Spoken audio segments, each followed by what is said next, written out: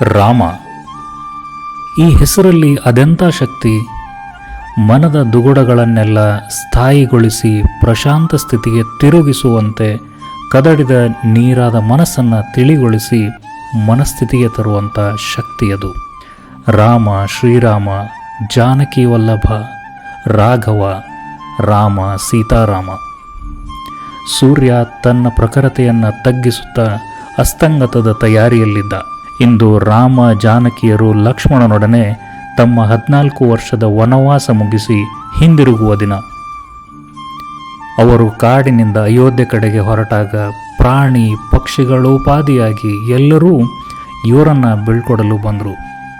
ಕಾಡು ದಾಟುವವರೆಗೆ ತಮ್ಮನ್ನು ಬಿಟ್ಟು ಹೊರಟ ಮಾತಾ ಪಿತೃಗಳಂತಿದ್ದ ರಾಮ ಜಾನಕಿಯರನ್ನು ನೋಡುತ್ತಾ ದುಃಖದಲ್ಲಿ ಮೌನವಾಗಿ ಅವರೊಟ್ಟಿಗೆ ಹೆಜ್ಜೆ ಹಾಕಿದವು. ಭರತ ಶತ್ರುಘ್ನರಿಬ್ಬರು ರಥ ಪಲ್ಲಕ್ಕಿಗಳನ್ನು ಸಜ್ಜುಗೊಳಿಸಿಕೊಂಡು ಕಾಡಿನ ಮುಂಭಾಗದಲ್ಲಿ ಎದುರುಗೊಂಡು ಅಯೋಧ್ಯೆಗೆ ಕರೆತರುವ ಸಡಗರದಲ್ಲಿದ್ದರು. ರಾಮ, ಜಾನಕಿ, ಲಕ್ಷ್ಮಣರು ಯಾವ ಮನೋದ್ವೇಗವೂ ಇರದೆ ತುಸು ತಟಸ್ಥವಾಗಿಯೋ ಶಾಂತವಾಗಿಯೋ ಇದ್ದರು. ಹೃದಯ ಬಡಿತ ಮತ್ತು ಉಸಿರಾಟ ಅದೇ ಸ್ಥಿಮಿತದಲ್ಲಿರುವಂತೆ. ಭರತ ಇವರನ್ನು ಕಂಡು ನಿಲ್ಲದ ಕಣ್ಣೀರು, ಬರದ ಮಾತುಗಳು. ಕುಶಲೋಪರಿಯಾದ ಮೇಲೆ ಭರತ ತಂದ ರಥ ಪಲ್ಲಕ್ಕಿಗಳನ್ನು ತ್ಯಜಿಸಿ ನಡೆದೇ ಹೊರಟರು. ತಾಯಂದಿರ ಆಶೀರ್ವಾದ ಪಡೆದು ಈ ವನವಾಸ ಕೊನೆಗೊಳಿಸುವ ಅಣತಿಯಂತೆ ಭರತನೂ ಒಪ್ಪಿದ. ಹಾಗೂ ಮನಸ್ಸು ಗಟ್ಟಿ ಮಾಡಿಕೊಂಡು ಉಸುರಿದ. ಇಬ್ಬರೂ ದೊಡ್ಡಮ್ಮಂದಿರು ಚಿಂತೆಯಲ್ಲಿ ಕೊರಗಿ ಕೊರಗಿ ಇಲ್ಲವಾಗಿದ್ದಾರೆ. ಅಪ್ಪಣೆಗೆ ಕೈಕೇಯಿ ಮಾತ್ರ. ತಾಯಿಯ ವಿಷಯ ತಿಳಿದು ರಾಮನ ಹೃದಯ ಹಿಂಡಿದಂತಾಯಿತು. ಗಂಟಲು ಬಿಗಿದು ಕಣ್ಣೀರು ಹರಿಯತೊಡಗಿತು. ಆದ್ರ ಕಂಗಳಿಂದ ಸೀತೆ ಸಾಂತ್ವನ ಹೇಳಿದಳು. 14 ವರ್ಷ ಎಲ್ಲ ಅಲಂಕಾರ ವೈಭೋಗದಿಂದ ದೂರವಿದ್ದ ಇವರಿಗೆ ಪ್ರಕೃತಿಯೇ ತಾಯಿಯಂತೆ, ವನ್ಯ ಜೀವಿಗಳೇ ಬಾಂಧವರಂತೆ ಕಳೆದು ಈಗ ಈ ರಾಜವೈಭೋಗಕ್ಕೆ ಒಗ್ಗಿಕೊಳ್ಳಲು ತುಸು ಸಮಯ ಬೇಕು. ಅಯೋಧ್ಯೆಯ ಪ್ರವೇಶವಾದಂತೆ ಪ್ರಜೆಗಳೆಲ್ಲ ಬದಿಯ ಇಕ್ಕೆಲಗಳಲ್ಲಿ ಕಾದು ನಿಂತಿದ್ದರು. ರಾಜಪಥದ ಮೇಲೆ ಹೂವಿನ ಹರಿವು. ಪ್ರತಿ ಮನೆಯ ಮುಂದೆ ಓರಣಗೊಳಿಸಿ ನೀರು ಸಿಂಪಡಿಸಿ ರಂಗೋಲಿಯ ಅಲಂಕಾರ. ಎಲ್ಲೆಡೆ ತಳಿರು ತೋರಣಗಳು ರಾರಾಜಿಸುತ್ತಿತ್ತು. ದಶರಥ ರಾಜನ ಅಕಾಲದ ನಂತರ ಇದೇ ಮೊದಲ ಬಾರಿಗೆ ಅಯೋಧ್ಯೆಗೆ ಜೀವ ಕಳೆ ಬಂದಂತಿತ್ತು.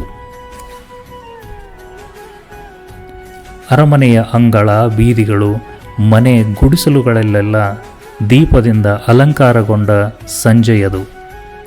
ಸೂರ್ಯವಂಶಜ ವಿಷ್ಣುವಿನವತಾರವಾದ ರಘುವಂಶದ ಗುರು ವಸಿಷ್ಠರು ನಾಮಕರಣ ಮಾಡಿದ ಅಗ್ನಿ ಮತ್ತು ಅಮೃತ ಬೀಜ ಮಂತ್ರದ ಹೆಸರಿನ ಶ್ರೀರಾಮನ ಅಯೋಧ್ಯೆಯ ಪ್ರವೇಶ ದೀಪಾವಳಿಯೇ ಆಗಿತ್ತು.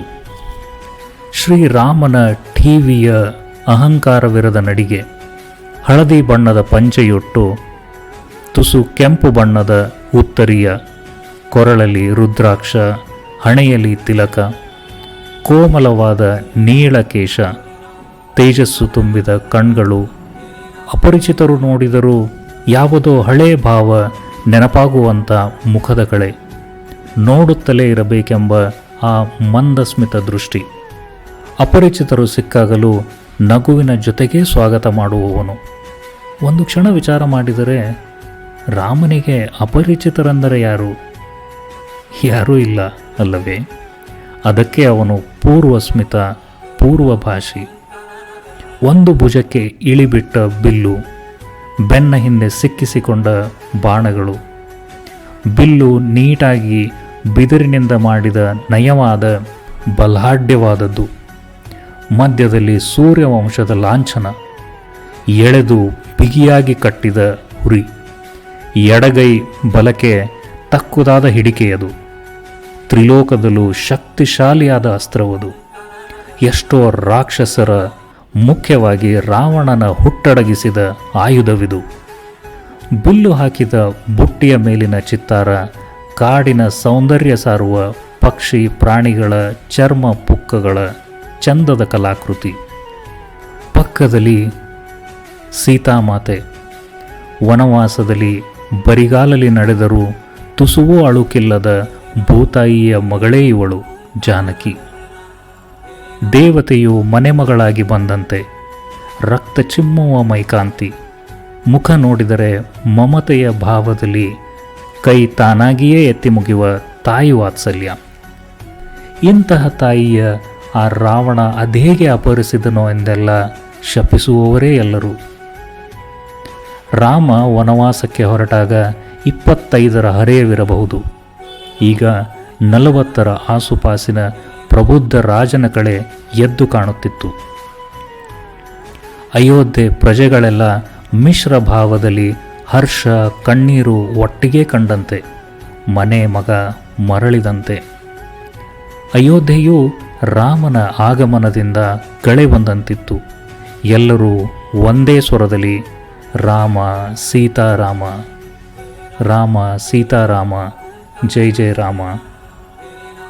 ಅದೃಶ್ಯವಾಗಿದ್ದರೂ ರಾಮನಾಮ ಜಪ ಮಾಡಿದಾಗ ಬರುವ ನಮ್ಮ ಆಂಜನೇಯ, ಅಂಜನಾದ್ರಿಯಲ್ಲಿ ನೆಲೆ ನಿಂತ ನಮ್ಮ ಭಕ್ತಿ ಪ್ರೀತಿಯ ಹನುಮ. ಸೂರ್ಯ ಈ ದೃಶ್ಯ ನೋಡಲು ಸಮಯ ಮರೆತು ನಿಂತು ಬಿಟ್ಟಿದ್ದ. ಅಳಿಲು, ಜಿಂಕೆ, ಜಟಾಯು ಎಲ್ಲರೂ ಸೇರಿದಂತೆ ಪ್ರಾಣಿ ಪಕ್ಷಿಗಳೆಲ್ಲರೂ ಸ್ತಬ್ಧವಾಗಿ ಈ ದೃಶ್ಯಕ್ಕೆ ಮನಸೋತರು. ಸರಯೂ ನದಿಯ ಅಲ್ಲಿಯ ಭೂಮಿ, ಗಾಳಿಯಲ್ಲಿ ರಾಮನ ಉಸಿರಿದೆ. ಅವೆಲ್ಲ ರಾಮರಾಜ್ಯಕ್ಕೆ ಸಾಕ್ಷಿಯಾಗಿವೆ. ಗತಕಾಲಗಳು ಉರುಳಿದವು. ಈಗ ಮತ್ತೆ ರಾಮ ತನ್ನ ಮನೆ, ಜನ್ಮಸ್ಥಳದಲ್ಲಿ ತನ್ನದೇ ಅಸ್ತಿತ್ವ ಕಂಡುಕೊಳ್ಳುವ ಸಮಯ. ಒಂದು ಕಾಲದಲ್ಲಿ ಸೀತೆ ಅಗ್ನಿ ಪರೀಕ್ಷೆ ಎದುರಿಸಿದಳು.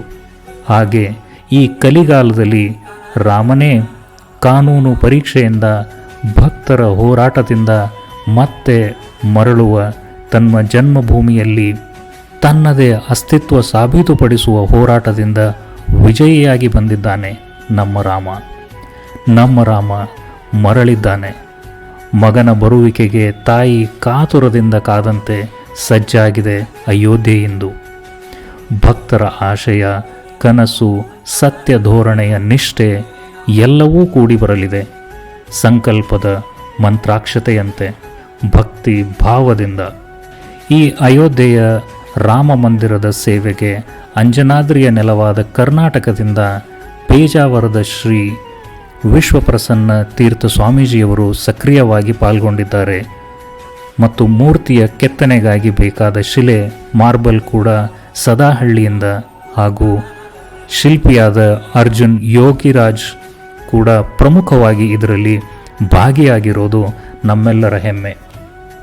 2024 ಜನವರಿ 22 ಸೋಮವಾರ ಮಧ್ಯಾಹ್ನ 12 ಗಂಟೆ 29 ನಿಮಿಷ 8 ಸೆಕೆಂಡ್ ಮೇಷ ಲಗ್ನದಲ್ಲಿ ಅಯೋಧ್ಯೆಯ ರಾಮ ಮಂದಿರದಲ್ಲಿ ನಮ್ಮೆಲ್ಲರ ಆರಾಧ್ಯ ಮೂರ್ತಿ ಶ್ರೀ ರಾಮಚಂದ್ರರ ಭವ್ಯ ಮೂರ್ತಿಯ ಪ್ರಾಣ ಪ್ರತಿಷ್ಠೆ ನಡೆಯುತ್ತದೆ. ಮಂದಿರದ ನಿರ್ಮಾಣದ ಪ್ರಾಣ ಪ್ರತಿಷ್ಠಾಪನೆಯ ಅದ್ಭುತ ಕ್ಷಣಗಳನ್ನು ನೋಡಿ ಕಣ್ತುಂಬಿಕೊಳ್ಳೋಣ ಅಂತ ಹೇಳ್ತಾ ಮುಂದಿನ ಪಾಡ್ಕಾಸ್ಟ್ನಲ್ಲಿ ಮತ್ತೆ ಸಿಗೋಣ. ಅಲ್ಲಿಯವರೆಗೂ ಧನ್ಯವಾದಗಳು ಮತ್ತು take care of your self.